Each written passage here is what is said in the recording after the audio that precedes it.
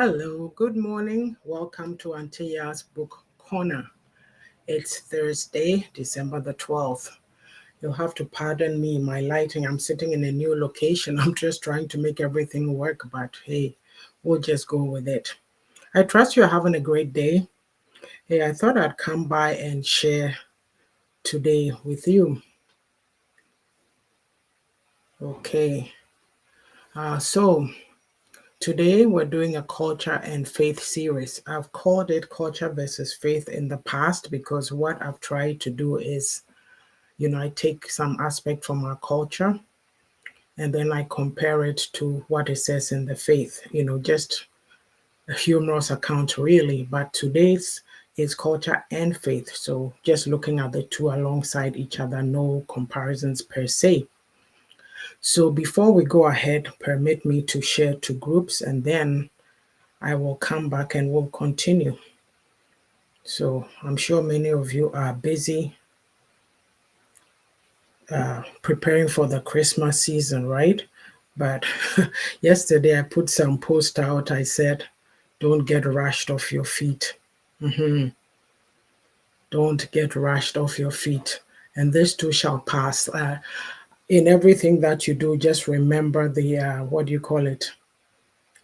The reason for the season, really. So I got to share to one more place. I feel so I should have tested this out earlier. My background is too dark, but that's okay. We'll manage. It's the message, really. And none of us here said, I didn't say I was a professional. I just tried. Okay, let's do this. Let me see.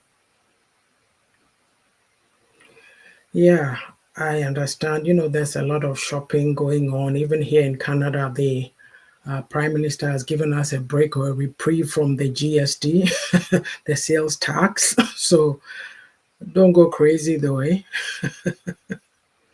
because you just never ever know. You'll have to pay for it later.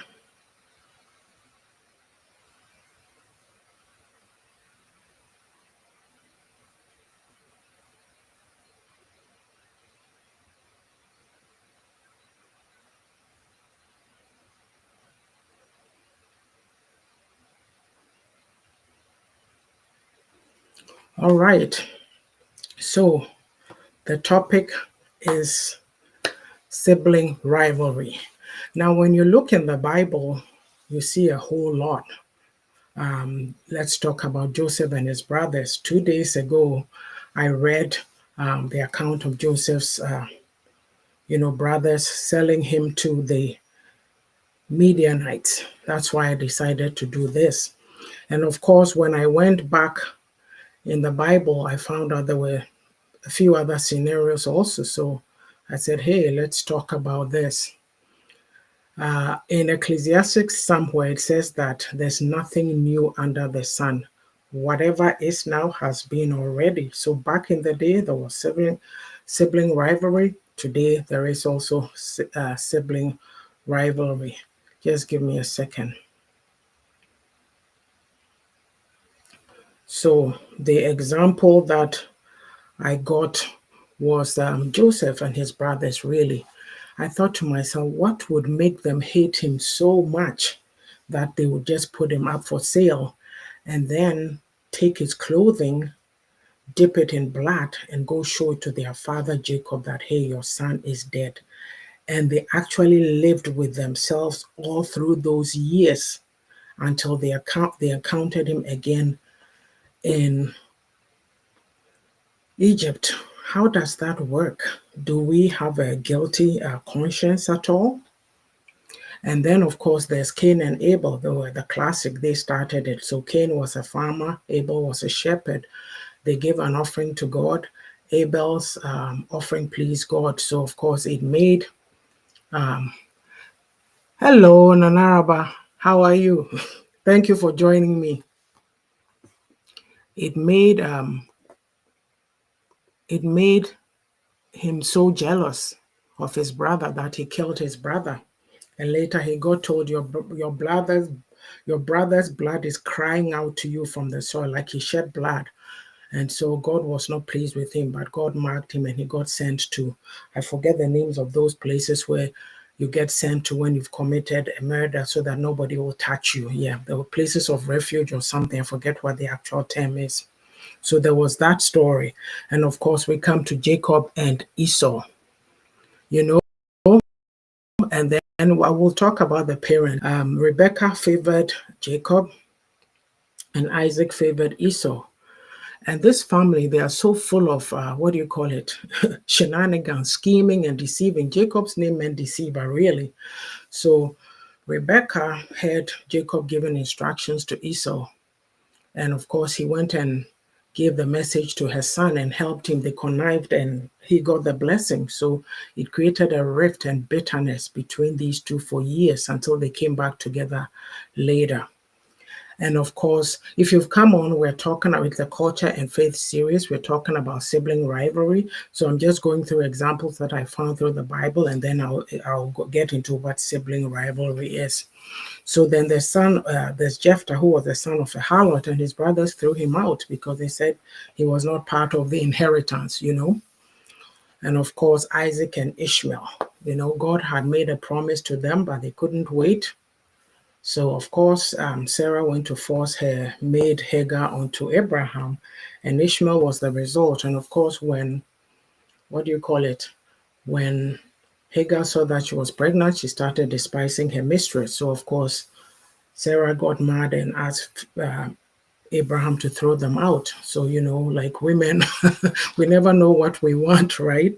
And so then they didn't wait for that promise. So what happened is that Ishmael and Hagar, there was always Ishmael and Isaac. There's always been a conflict, and of course we see it today. So basically, when we say sibling rivalry, what is it? It's a competition between siblings, like we fight, competition, jealousy, and fighting, and it occurs between siblings. It can even start before the birth of a second child, really, because this child knows that somebody else is going to come and join them, and they don't seem too happy about it, right? So what are some examples of issues between siblings? Arguing over belongings. This is mine, that's yours, or this is mine, it was bought especially for me. Needing space, needing attention. We fight for attention. You've seen it even when a baby is being born, they're getting all of the attention, of course. Oh, hi, Monique. How are you? Thanks for joining me. They need attention and they'll come pushing and pushing. If you don't make the conscious time, both of you, the spouses, to make sure that you spend time with the first child, it can lead to other things. Sometimes you have even small kids who will go and be, pinching the baby and things like that. But overall, what I tend to see is that they seem to like having their baby brother or sister around, but it's still out there. Sibling rivalry is real. Also, there's words or name calling, right? There's mean behavior, being bossy, and tattling. Yes, some people tattle to get favor. So, they want to curry favor. Let me explain something here too. And with particular reference to my community, and no disrespect meant, but we got to say things the way they are. A lot of us have been traumatized because of things that happen in our families, and because it gets passed on, it gets keeping passed on from generation to generation because we won't do our work. So some mothers, you may find out that you may be a man or a woman and you realize that, hey, you've even done more work on yourself than your parent ever did, and they didn't know how. It's not that you hate them, they are not bad people, but that is the reality. So some mothers are so insecure that they pitch kids against each other. Yes, they pitch. Oh, hello. Hello, my grandbaby, how are you? They pitch kids against each other. And so they encourage this business of people telling on people. And if you don't take a step back and separate yourself from it, you'll get drawn into all that mess. It's toxic. Yeah, because insecurity makes people do that. So, what are the causes of a sibling rivalry? Attention, they compete for the parents' attention, as I said. And so they get jealous if they perceive that one person is getting more attention than they are. And of course, the second is individual differences. Our kids are all different. They have different personalities, but you have parents saying, oh, as for this child, they are like me. Oh, that's why I love them. You know, oh, as for my child, I know of one mother. It seemed like she didn't even like her oldest son for some reason. They just treated him so bad. But the second one was kind of conniving. These are both boys, conniving and sneaky. You know, he always, if he wants something, he'll do whatever to get it. And the mom stands there proudly saying, oh, as for this son of mine, he never gives up. Whatever he wants, he gets it. And I just, what can you say? It's it's not your business. As Nanaraba would say, drink water and sip your water or sip your tea and pass by quietly. So these are some of the things that we encourage.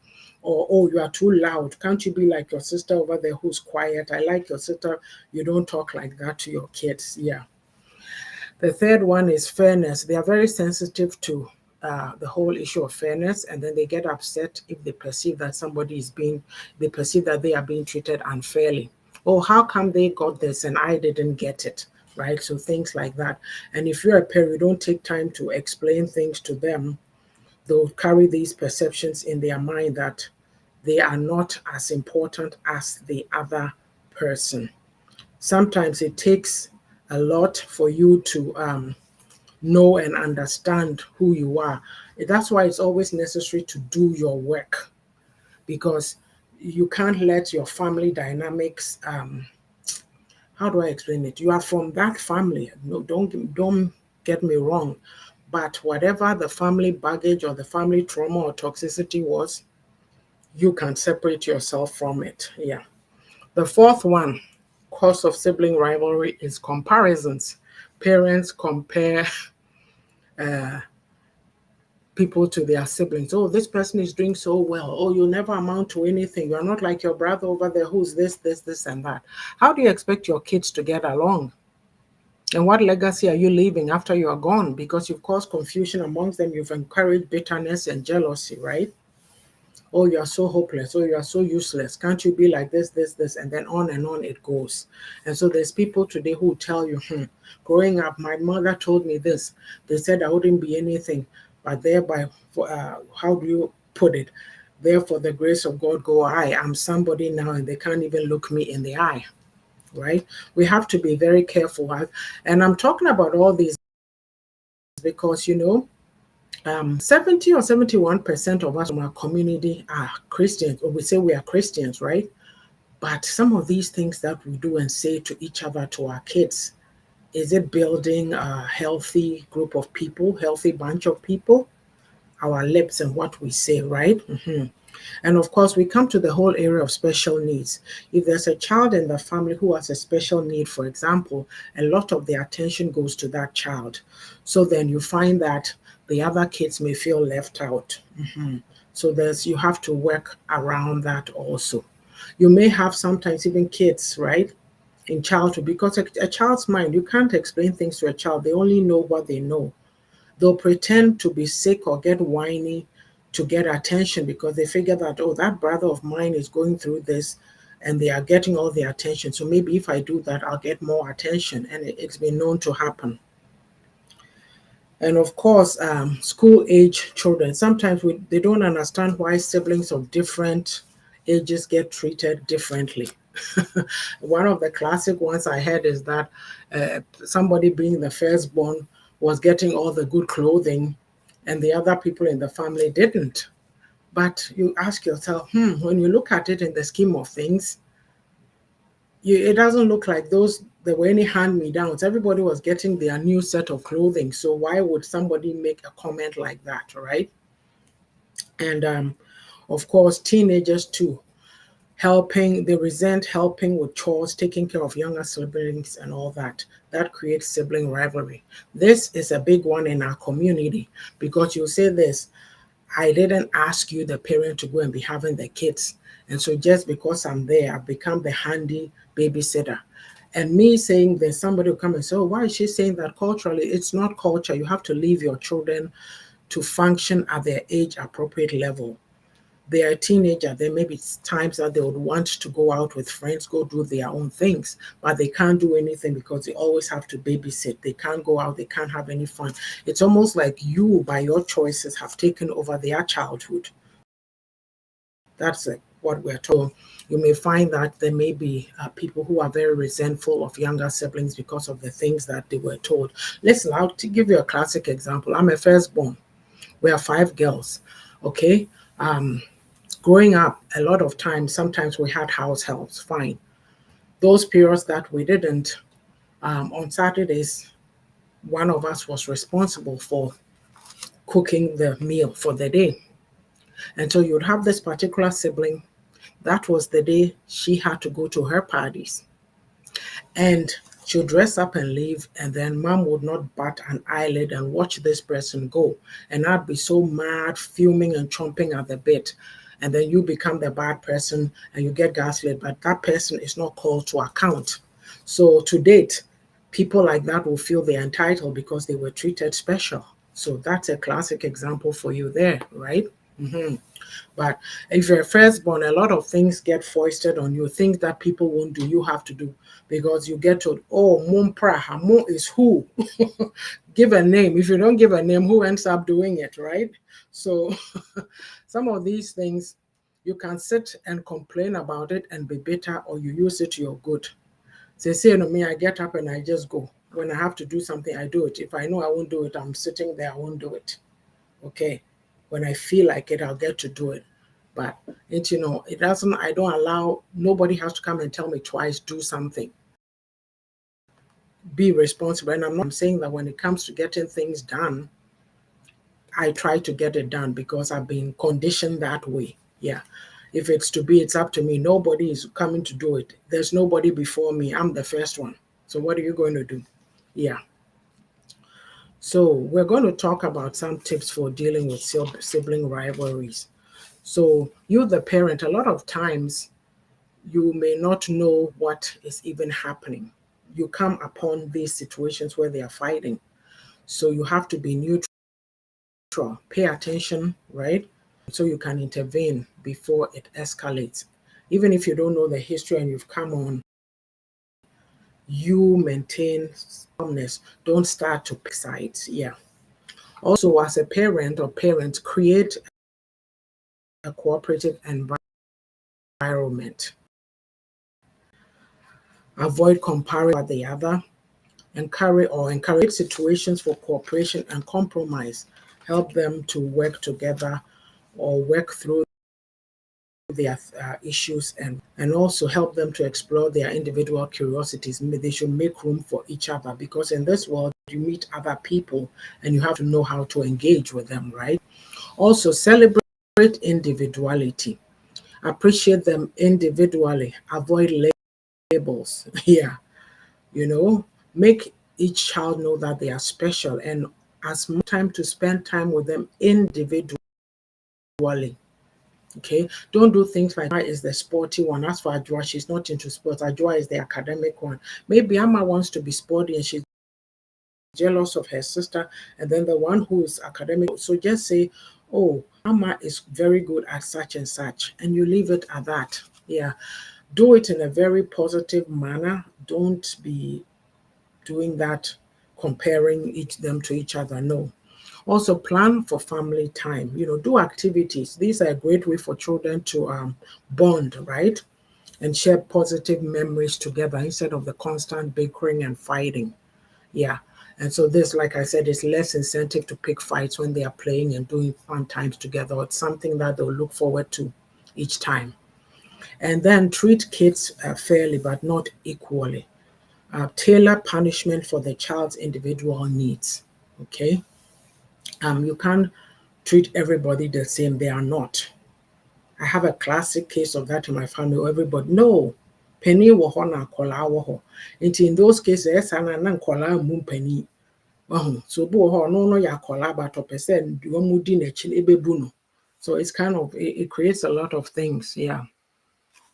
For example, like, don't give the same things when you're in a play situation, right? Don't say, oh, I bought this for all of you. Maybe this person needs a particular toy and that one could do with another one. It depends on their individual age needs.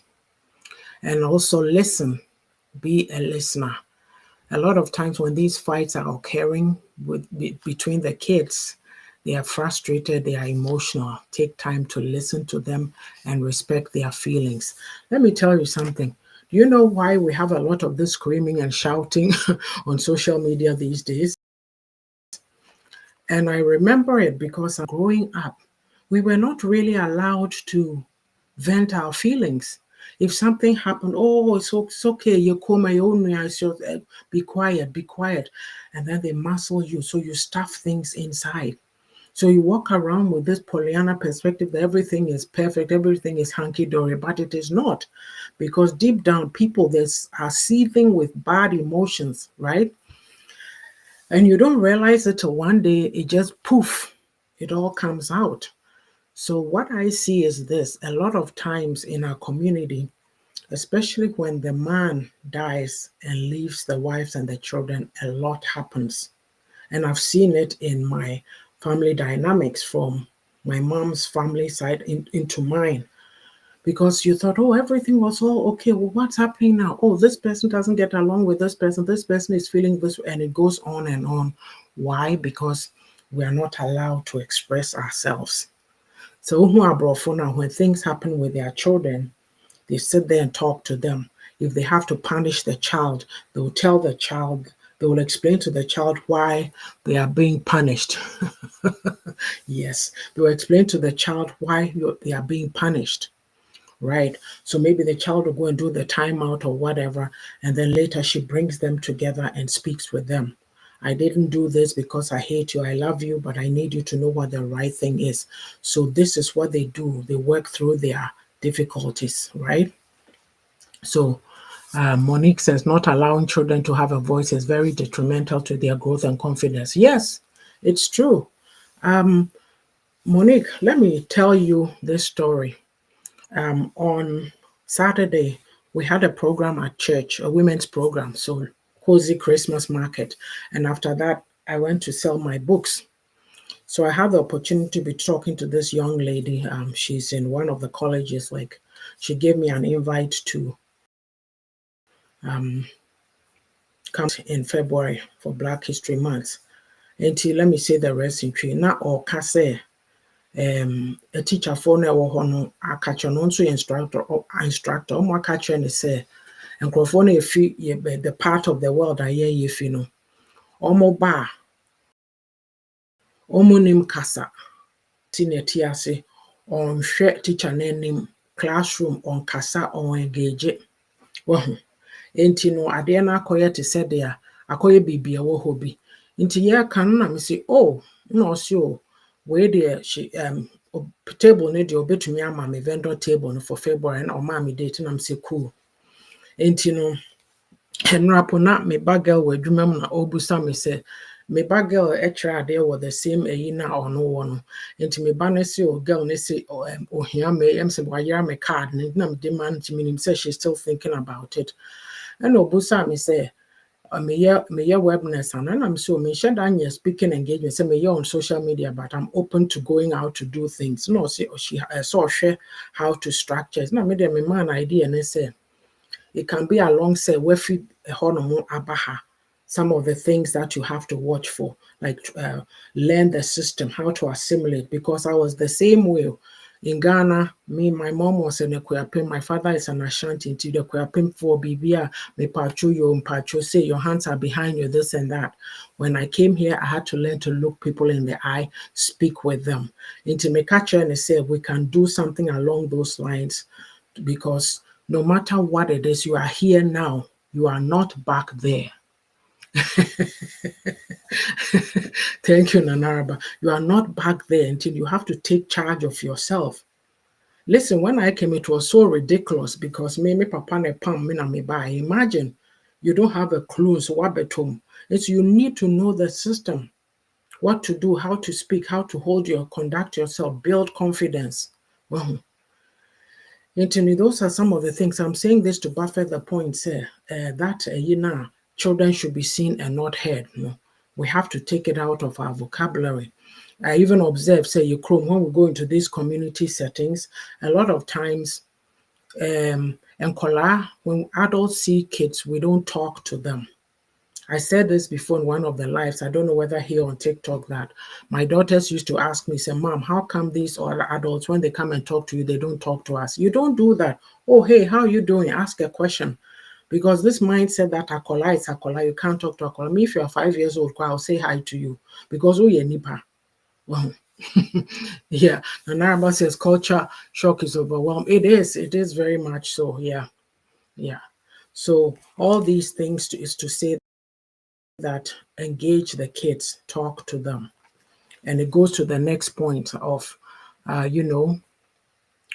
give them problem solving tools. So these little fights that they are having, you, the parent, if you are not self-actualizer, when you come, oh, now then I will go. Every time you are bothering your brother, leave him alone. And I say, Usubanya, you are this, you are that. No. What you have to do is listen to both sides. Okay, maybe even after you've given them their little time out, when they come back, then you ask them, so what could you have done better? And then they'll tell you that, oh, maybe next time, instead of grabbing that toy for my brother Tony, I need to ask him if I can play with his toy. Until they are talking through, right? And then you tell Tony that, Tony, instead of you getting angry, maybe you also, because Tony is somebody, also, he's very particular. He doesn't really know, he's not too much into the it's not too much into the concept of sharing it. Then you use it to say, oh, Tony, Mark is playing with your toy, but he'll give it to you after he's done. You can let him have it for, say, 10 minutes playtime. And then you are teaching them. So these are problem solving tools. Now yelling and shouting and screaming and calling names is not going to help them. So they become like you. And look all over social media, everybody's screaming and shouting. Anyway, and then the last point on this is discipline. Don't shame children in front of each other. If you discipline, do it privately. Because a lot of times when you do that, then you allow them to get picked on, or, oh, blah, blah. Even some kid can say, oh, mommy doesn't like you. She always punishes you, Tony, why are you late?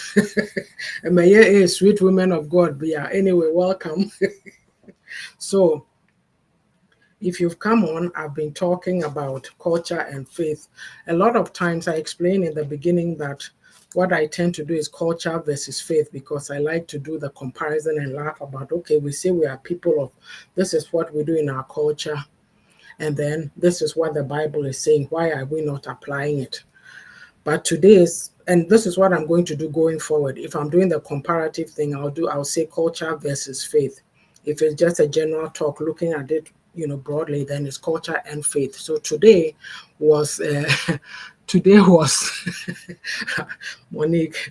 Today was culture and faith, sibling rivalry, and I mentioned at the beginning that 2 days ago when I was reading my devotion, it was about Joseph and how his brothers sold him.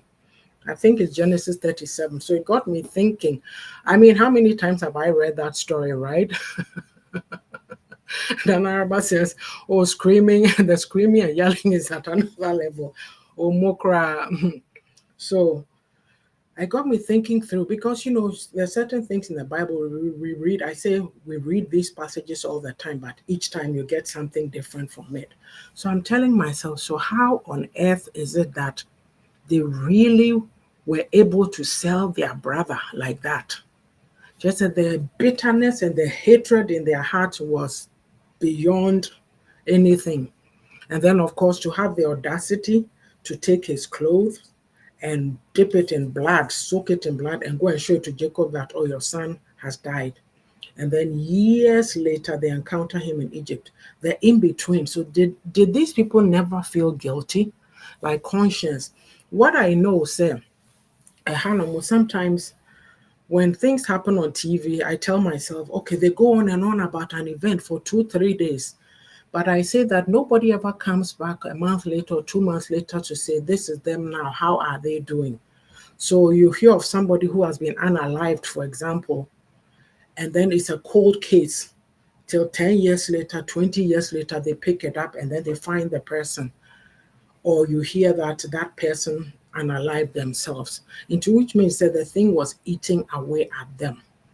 So in thinking along those lines, that's what made me know that Joseph's brothers were extremely wicked. And that's the wickedness that we do to each other. Yeah. And of course, Cain and Abel. I've talked about this at the beginning, but I'm just going through it again before I wrap up. Cain and yes, the heart of man is desperately wicked. Cain and Abel. Of course, Abel's offering pleased God, and so Cain just got bitter and unalived him, just like that. So for me, a lot of times, if you hear these news, you hear on the news, oh, so and so happened at the party, somebody was unalived. And then I ask myself, what happened just a few minutes before that person was unalived? Because if we stop ourselves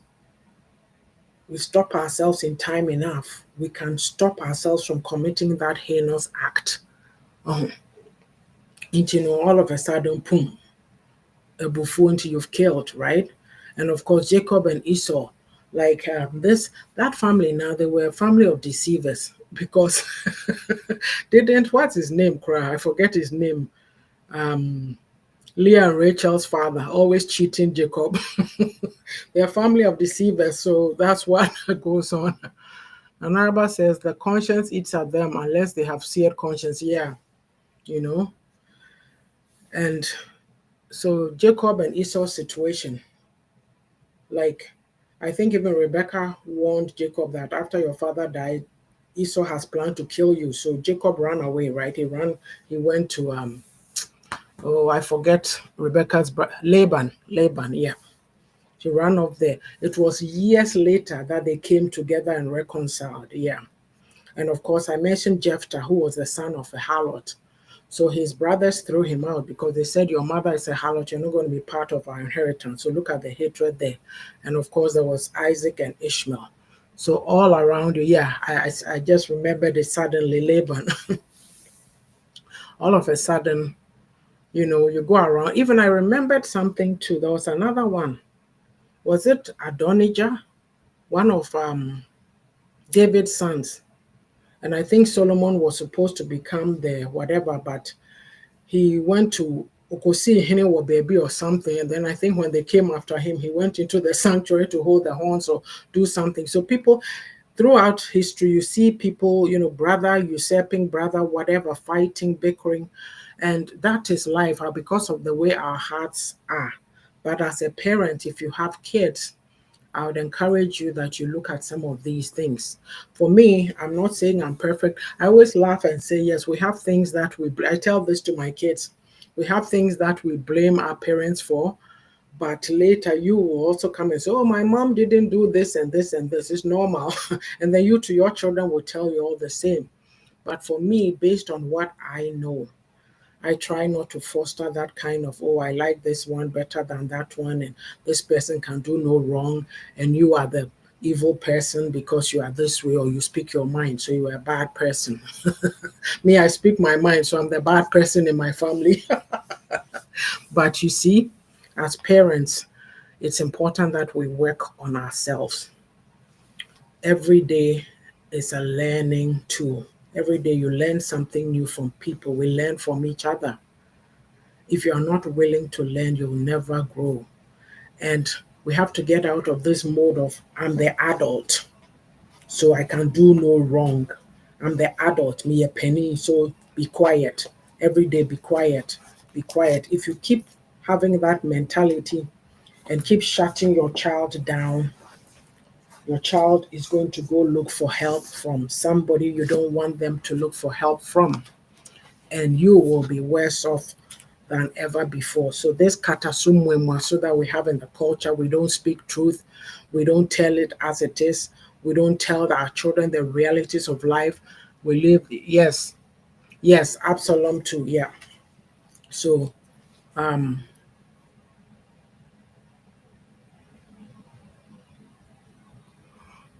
okay, it says, however, correcting someone independently may cause them a great deal of harm in the future, in my opinion.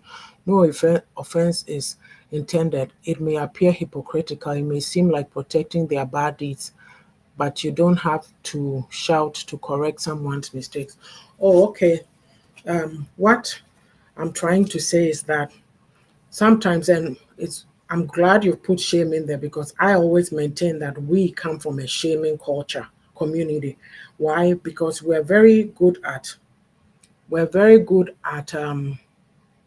do you call it? We're very good at focusing on the negative instead of the positive. If you do something evil, right? We want to hide it. We don't want to talk about it. So for me, when I say shame, like uh, correct the person, but let them keep their dignity. You, as the parent, if you corrected the child, maybe the other child didn't see it, so they may think that, oh, the person got off scot-free. You go, no, I had a talk with your brother. I told him this and that. There's ways to do it, right? So for me, I do believe that you need to be you need to correct people. People need correction. If you are doing it independently, you said it may cause a great deal of harm in the future. Like, I'm not sure how that will harm you. If you are not told the right thing, how do you correct yourself? You will keep doing that same thing. Let me give you a classic example. I don't know if you are somebody who speaks tree. I don't want to make that assumption, but if not, put it in the comment, because I'm going to say this in tree. Yɛwɔ mmarima bi wɔ yɛ kurom hɔ a ebi a borɔno a ɔte no wafekyerefekye nkɔlaa nkɔlaa wɔ ho.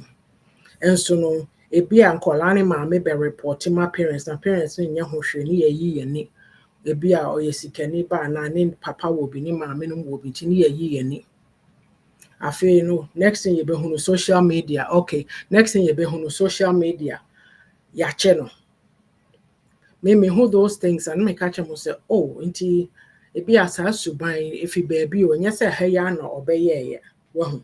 Nti that time na yɛ ka ne sɛ yɛbɛ report ma na nka mo ne kasa ya nka ɔmmɛto saa adeɛ mu. Wahu. Nti no, even we don't correct. We don't correct. You know, he said Monique said that hypocrisy and pretense is unprecedented in our community. Ya kata kata nneɛma so, kata so mu aso. Biribi a ɛsɛ yɛka no direct ne yɛde afa nkyɛn. Well, me, I'd rather you tell me, say I'm wrong. Maybe I'm a baby. I won't like it, but I will accept it. Because me, no, I'm not about to let you go scot-free when you do something. I'll point it out to you in a gentle way, say, Madam, for the yeah, no, it's not the best, and fix it. Do something about it. Not getting disciplined, not even spoken to, is doing more harm to us in our community. And nothing Albania said, and I don't do politics on my life, but nothing Albania said, Albania microphone aba be disika, disika say o man, so be back so odiomochi ohu boni as you obekwa koka boni a obi years ago, so on can what happened in these 8 years. And no be near can wansem no idea is very, very difficult for us. And I have this statement, I used it last time, I'll say it again. My people must expand their capacity to embrace. I don't know if I've answered your question or not. If like, you are not protecting somebody's bodies by, it's a family situation. Like, you don't want to disgrace and shame somebody, right? You don't want to disgrace and shame them in front of Ninuanum. You take them to the side and talk to them. And the brothers and sisters know, say they've had a talk, but it be when you akolan anymore in front of Ninuanum, which is fine, but they know that the child has been disciplined, because it be they are going somewhere, they are going out to play. Oh, Kwame, are you not coming? No, I don't get to come today. That's a punishment from the Oye and say, oh, I didn't know anything a man Simon on my park Nibino. Yeah. If they know, have I answered your question? Does anybody have?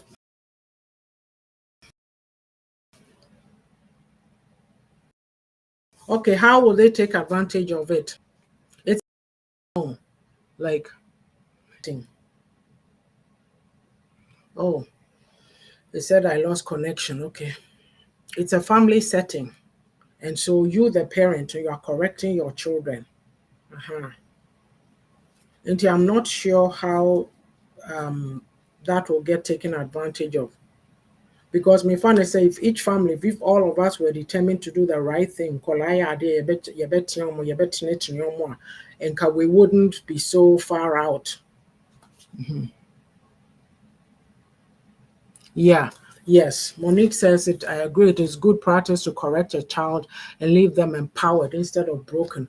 The thing is, a lot of us with our correction, we were left broken. Let me tell you a funny story of mine. So, when I was young, I think up to age 6 and a little over, we lived at we lived in Mamprobi. Okay, and so my father had told us not to cross the street.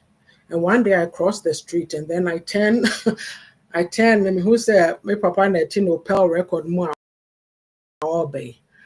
And so hide there's planks, that they put on the gutter. So I went to hide under there.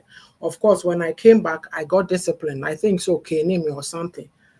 Up to a point, Mechiriba Menu was always teasing me about that. Oh, do you remember when Papa caned you because of this, this, this?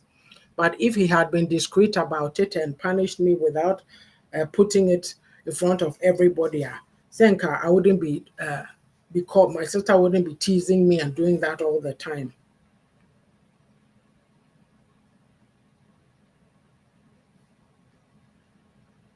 Also, you say some will just come out and repeat it in a different form of manner. Example, Kofi will come out and say, were you there when mom said it?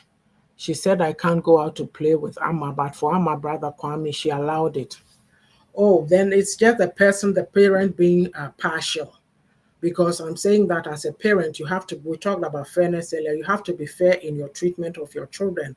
So you give them the appropriate punishment, you make sure that they understand. But if one person is getting favored over the other, then that is a different dynamic. But I know what you're saying happens. But to me, I'm saying that realistically, I would wish that that was not the case. Yeah, it's how we manage it. A lot of times we the parents now too, we haven't taken time to work on ourselves. I go back to that, how we handle issue. A lot of us are stuck in that past.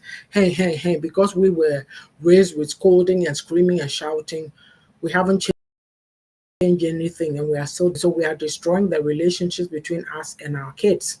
They won't even come near us. Or you see some of them move and they move far away. They don't want to be near you. Kofi is lying about what mom said.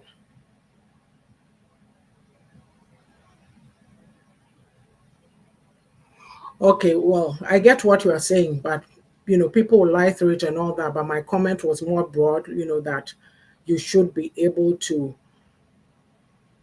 even if you're going to punish with what you are saying, the only way you can avoid it, if you're going to be in front of the others, then it should be done in a very productive and fair manner. But otherwise, for me, the thing about it is shame, the shame, because the things that we've said, the things I've heard growing up, is what is making me talk like this. And I'm sure if you came from the same place I come from, you know what I'm talking to, that we need to do better in terms of how we handle our kids. Yeah. Okay. All right. Thanks. Are there any other comments or questions before I do the promo?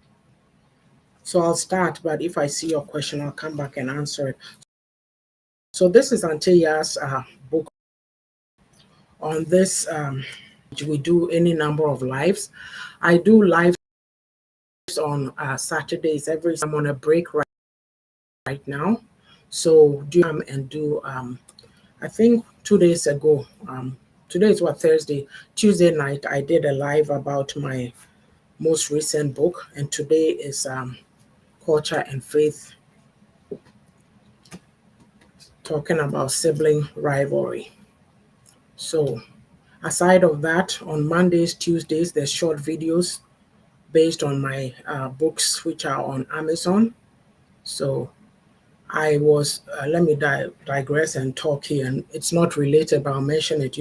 I used to use StreamYard as a stream, and then, of course, the young guy sold the company, and almost trying to charge an arm and a leg a month. I know this is not going to work. So I got rid of them and I got into Restream, and I figured even if I can't do lives on Saturdays so much, at least try and come on during the weekend, do a few things here and there. So that's what that is.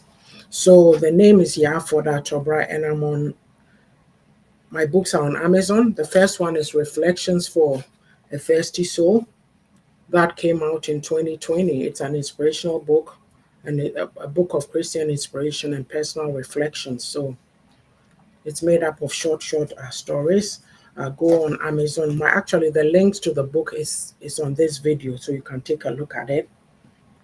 And then the second one is The Beauty of a Woman's Heart. Women are nurturers and caretakers, but we forget to take care of ourselves. Yeah. And you do have to make time for yourself, or don't say my husband, my kids, and so you forget to find your passion and live it out. That I'm speaking to you, my kids are, and if I'd been sitting, where's Nanaraba?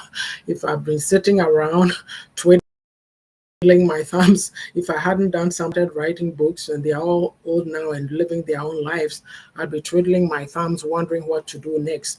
As a woman, you need to learn to stand on your own, stand for some impact. Yes. So this here will bless you. The third one is Refreshing for My Weary Soul. That also came out. These two books came out in 2021. It's a devotional. So, there's a lot of things going on in life. My faith is important to me, so that's what I stand on.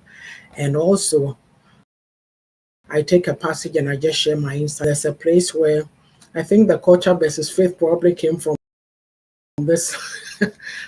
Maybe vicariously or serendipitously, whatever the word is.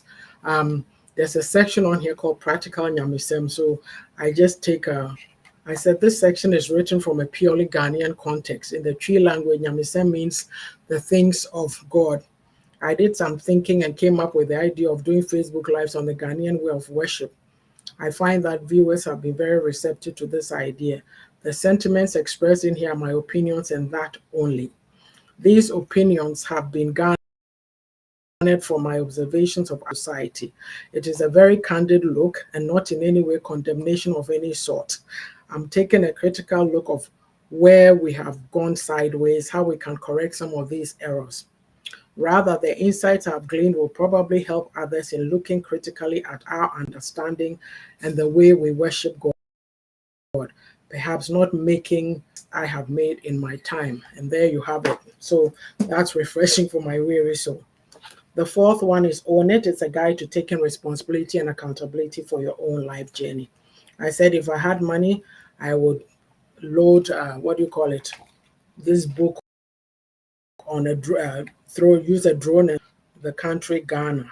Like just short things, just different reminders about taking charge of your life. We tend to feel entitled. I think people must do for us what we ought to do for ourselves, and it's not helping. Yeah, your outcomes depends on your mindset. If you don't change your mindset, you ain't going nowhere.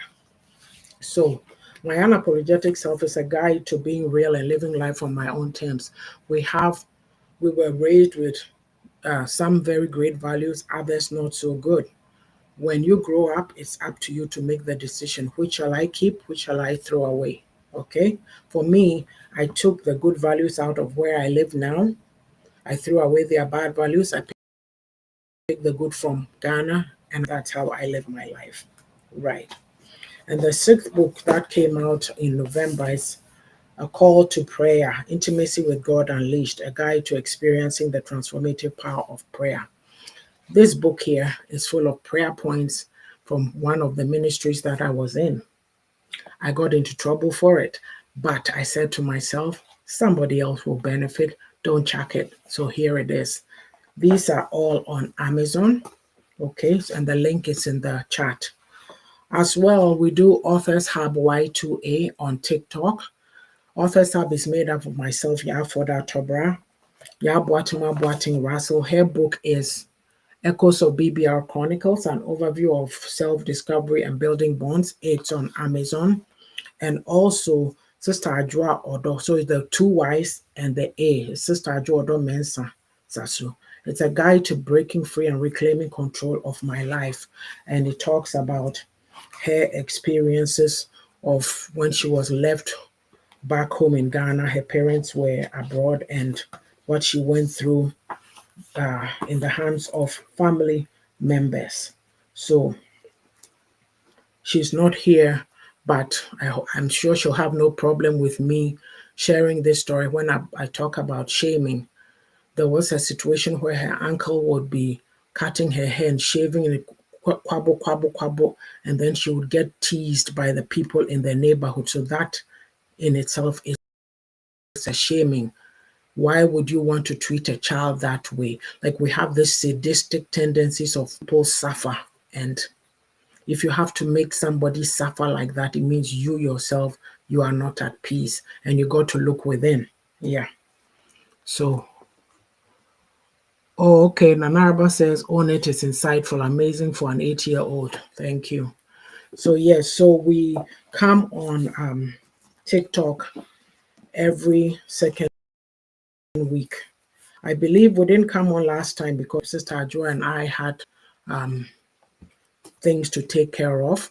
The next time we'll be on will likely be December 21st. I'm waiting for her to confirm. So, and also Nanaraba, she's in the chat. Nanaraba and I started Graceful Gems. We started on Monday. We spoke about mindset based on Philippians 4:8. Whatever is true, whatever is noble, whatever is pure, that scripture to talk about our mindset. The next time we'll be back will be December 23rd, and we'll be talking about is manna falling. And we're going to just discuss that whole area of the entitlement. You know, in the Bible, when the Israelites were walking to the promised land, God fed them every day. Manna fell from heaven. Yes. But today, is it falling? Like a GD4, okay, do you need to go sit in church 7 days a week praying for manna to fall, or does God say go out and go and work? So those are some of the things that we'll be talking about. So yes, with that, I'm not sure. I don't think I've missed anything. Oh yes, Monique does Candid Talks on TikTok, but she's away until January. Yes, so we look forward to seeing her back. There are other ladies on TikTok who are doing amazing things. We have now what does she call herself again? Magdalena, and then there's a Coral Limited, and there's LP Maria. There's also Dr. Z and a lot, many more. Sister Akosua Frakuma, everybody is busy. Sister Adwodo, everybody is busy doing programs, and it's really great when you find, yes, life is short. You got to keep it positive. You got to grow, and you go where you are impacted. You impact people, and others also impact you. So today, we've been here sharing about sibling rivalry. No problem, Monique. You're welcome. We've been talking about sibling rivalry. I hope you took a thing or two from it. And please also share it so that other people can listen in. Thank you so much for joining me. We'll see you on the next time you will see me. It will be December 23rd, I believe, on TikTok. But on Facebook, you will see me anytime. I'll put the notice out when I'm coming out. So December 23rd, Graceful Gems, we're talking about is manna falling. After that, we will go to monthly for our program. So after December 23rd, our next program will be January 27th, and we'll be talking about contentment at that time. Take care, everyone. I really appreciate you being here. Bye for now. Have a great day.